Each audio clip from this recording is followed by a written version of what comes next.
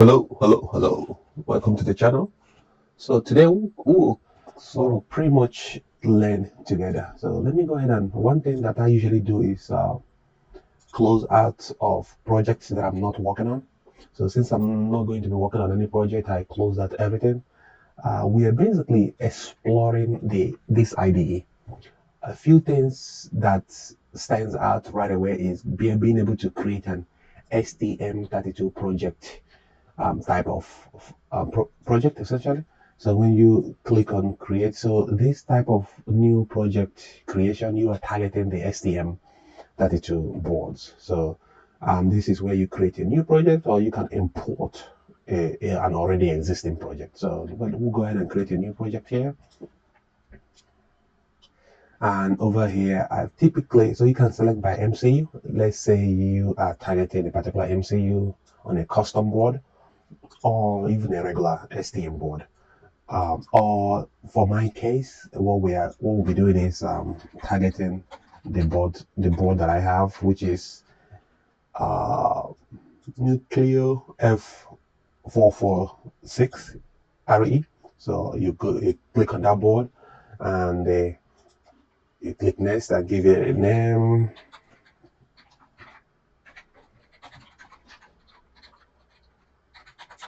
My project underscore YouTube. So you will be targeting C language and executable. These are usually okay to leave as is. And here you go. The new project will be created with all the bells and whistles of this particular board. Most notable ones are, oh, it didn't come with the driver. Okay, that's interesting. So this will not come with the driver.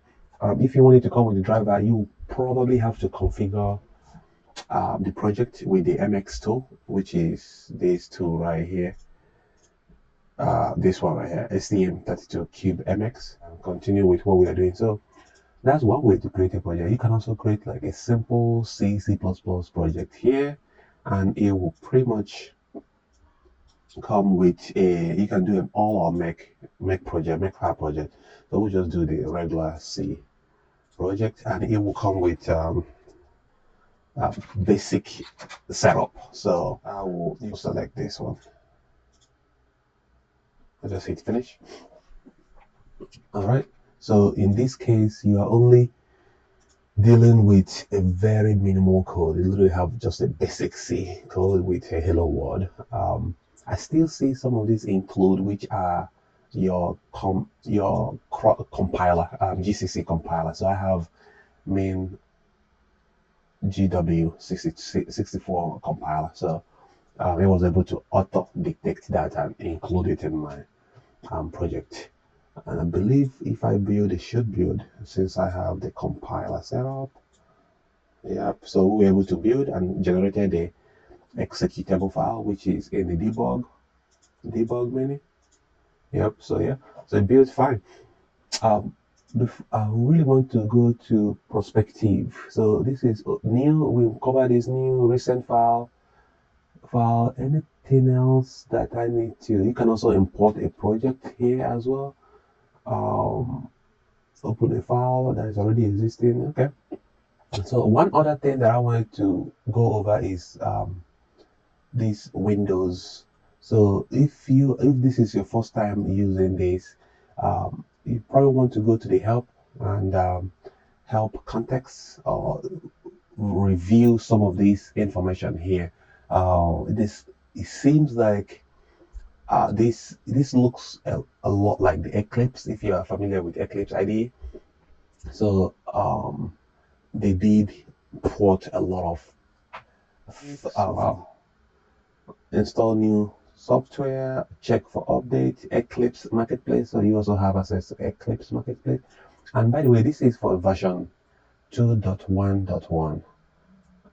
Some prior version have integration with CubeMX. So they had everything all in one, the IDE and the MX. So you can configure your board and the same IDE, but I don't know which version they separated both, but they ended up separating them.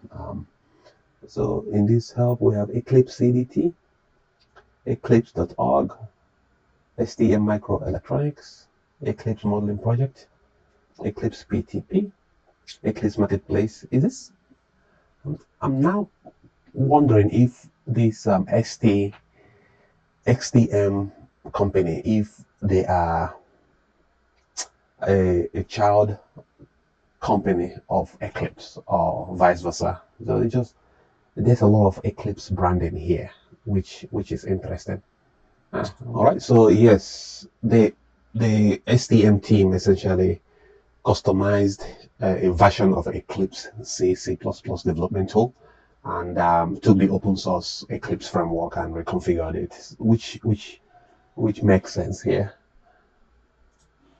And moving on, a few things that I have been using quite a bit is this build project icon with the hammer, then the play icon, and also the debugging icon. So those are the things that I have been using quite a bit recently.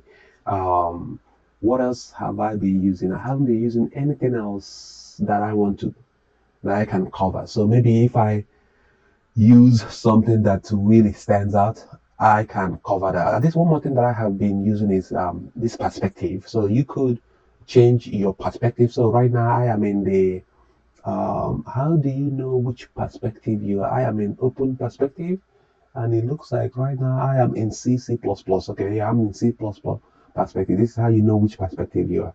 Then you can change to debug perspective, which is more tailored to giving you all these debugging views and register views and etc. breakpoint, all of that. If you have your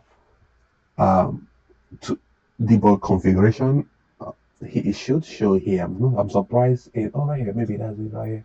Yeah, I think this is it. So now if I change back to C++ perspective, you see that debug goes away, and you have lesser diagnostics information here. And by the way, one other thing that I have used is if all your views are messed up and you are confused what moved where, or let me see if I can mess it up intentionally. So you see how all of these are all messed up. To reset your perspective, you go to Windows, if I can remember what I did. Oh, right here, perspective, then you go to reset perspective, and it resets everything back to a default setup. So don't worry if you mess things up, just go ahead and reset your perspective. It will get back to that. So then this is open perspective. Oh, you just open it. Okay. All right. So yeah, so those are the main things that I have been using so far on the IDE. And if I cover something interesting, there's a lot to go over. So if I cover anything interesting, I'll be sure to definitely make another video to cover that part. Like I said, I am learning this, so this is my way of, re-emphasizing what I've learned. It does help me, to be honest, more than it does. It helps me know exactly what's going on with what I'm learning. I'm just making a video about it. So I will talk to you later, and don't forget to subscribe. See you. Bye bye.